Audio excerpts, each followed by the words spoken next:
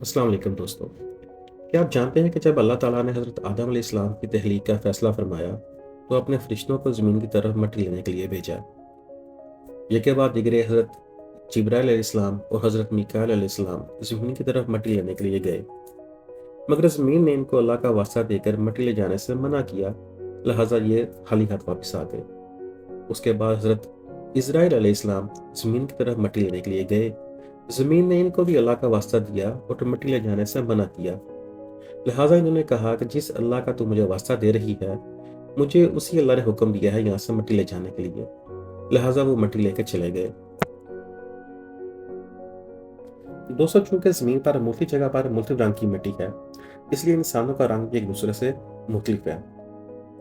اس مٹی سے اللہ تعالیٰ نے حضرت آدم علیہ السلام کی تخلیق کی، پھر آدم علیہ السلام کی پسلی سے حضرت اما ہوا کی تخلیق کی اور ان کا نکاح کر کے ان کو جنت میں بھیج دیا، اور ایک خاص قسم کے درخت کا پھل کھانے سے ان کو منع فرمایا۔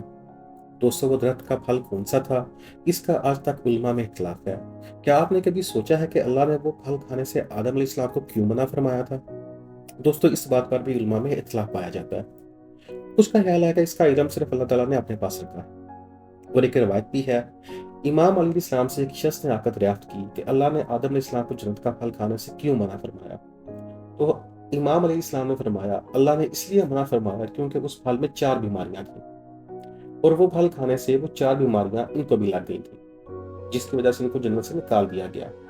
وہ 4 بیماریاں تھیں: حسد، نفرت، تکبر، اور چوتھی نفسانی خواہشات۔ اور جس انسان میں بھی ان میں سے کوئی بھی بیماری پائی جائے گی، وہ جنت میں داخل نہ ہو سکے گا۔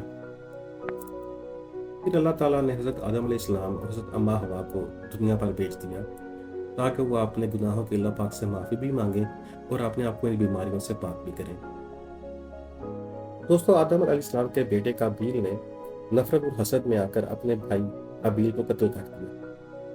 جب آدم علیہ السلام کے وفات کا وقت قریب آیا تو انہوں نے اپنی اولاد کو ان 4 بیماریوں سے دور رہنے کی تلقین کی اور اپنے بیٹوں سے کہا کہ وہ میرے لیے جنت کا پھل ڈھونڈ کر لائیں۔ لہٰذا ان کے بیٹے زمین پر جنت کا پھل ڈھونڈنے کے لیے نکل پڑے، تو راستے میں ان کا سامنا فرشتوں سے ہوا۔ فرشتوں نے پوچھا کہ کیا تلاش کر رہے ہو؟ انہوں نے کہا، ہمارے والد نے جنت کا پھل لانے کی فرمائش کی ہے۔ تو فرشتوں نے کہا، تمہارے والد کا وقت پورا ہوا چاہتا ہے، اس لیے واپس ان کے پاس چلو۔ فرشتے اپنے ساتھ حنوط نامی خوشبو اور جنت سے کفن لائے تھے۔ جب وہ آدم علیہ السلام کے پاس پہنچے تو اما ہوا نے ان کو پہچان لیا اور آدم علیہ السلام اور فرشتوں کے درمیان حائل ہو گئی۔ آدم علیہ السلام نے فرمایا کہ پیچھے ہٹ جاؤ، اللہ نے مجھے تم سے پہلے بنایا ہے اور یہ اللہ کے حکم سے مجھے لینے آئے ہیں۔ روح قبض کرنے کے بعد فرشتوں نے آدم علیہ السلام کو کفن پہنایا، خوشبو لگائی اور ان کے لیے قبر کھودی، ان کی نماز جنازہ ادا کی اور انہیں قبر میں اتار کر مٹی ڈال دی اور فرمایا کہ اے اولاد آدم، میت کو دفنانے کا یہی طریقہ ہے۔ دوستو، حضرت آدم علیہ السلام نے 960 برس کی عمر پائی اور وقت وفات آپ کی اولاد 1 لاکھ تک ہو چکی تھی، جنہوں نے زمین کے مختلف جگہوں پر سکونت اختیار کی۔ دوستو، جب آدم علیہ السلام کو جنت سے زمین پر اتارا گیا تو جس جگہ پر اتارا گیا وہ آج کا سری لنکا ہے۔ 200 سال تک اما ہوا اور آدم علیہ السلام ایک دوسرے کو ڈھونڈتے رہے۔ آخر کار اللہ تعالیٰ نے ان کی توبہ قبول فرمائی اور دونوں کو سعودی عرب کے مقام پر آپس میں ملوا دیا۔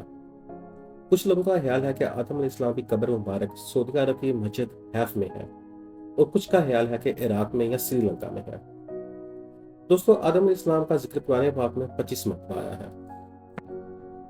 ہماری آج کی ویڈیو یہیں تک تھی، انشاءاللہ پھر ملیں گے اگلی ویڈیو کے ساتھ۔ اللہ حافظ۔